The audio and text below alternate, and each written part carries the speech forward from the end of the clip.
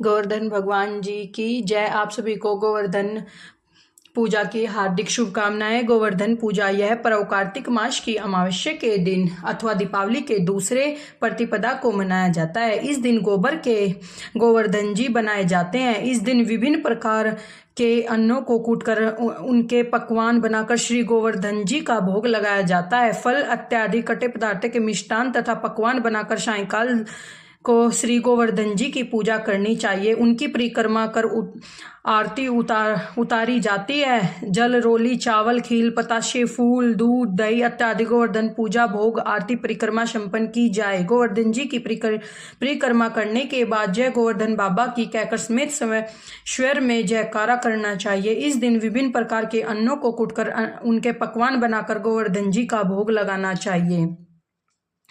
गोवर्धन जी की कथा। एक दिन भगवान कृष्ण ने देखा कि ब्रजवासी तरह तरह के पकवान अपने घरों में बना रहे हैं। श्री कृष्ण भगवान के मन में उत्कंठा जागृत हुई तो उन्होंने भी नंद जी से पूछा, हे बाबा, इतने अन्नकूट कर ये तरह तरह के पकवान क्यों बनाए जा रहे हैं? इस पर नंद जी ने कहा, हे कृष्ण, कल सभी ब्रजवासी इंद्र की पूजा करेंगे। उनकी कृपा के लिए ये सारे अन्न कूटकर पकवान बनाए जा रहे हैं। हम इंद्र की कृपा के अधीन इंद्र जल वृष्टि हमें अन्न देते हैं, हमारी गायों को चारा प्रदान करते हैं। इस प्रकार कृष्ण भगवान बोले, हे नंद बाबा, हमारे गांव के पास ही साक्षात गोवर्धन पर्वत पहाड़ है।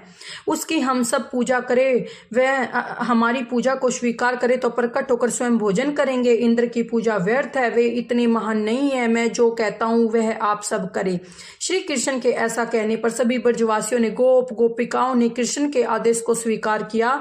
वह गोवर्धन पूजा के लिए प्रस्तुत हो गए। इंद्र की पूजा छोड़ दी, सब मिलकर गोवर्धन पर्वत पूजने लगे। उसी समय कृष्ण भगवान अपने चतुर्दश रूप में धारण कर स्वयं ही गोवर्धन पर्वत पर बैठ गए तथा गोपियों द्वारा लगाए गए भोग को स्वयं ही खाने लगे। इस प्रकार से गोवर्धन पर्वत का महत्व बढ़ गया। इंद्र पूजा के स्थान पर गोवर्धन पूजा का प्रचार प्रसार हो गया।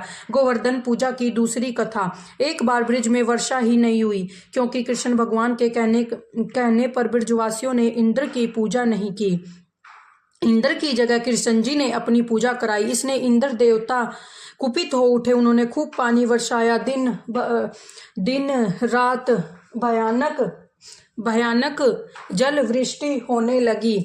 संपूर्ण ब्रज जल मगन होकर डूबने लगे। ब्रजवासी त्राही त्राही करने लगे। वे कहने लगे, हे कृष्ण, हमने आपके कहने पर इंद्र की पूजा नहीं की। इसे कुपित होकर इंद्र अतिवृष्ट कर रहे हैं। वासुदेव, अब हम सब की तथा डूबते ब्रज की आप ही रक्षा करो।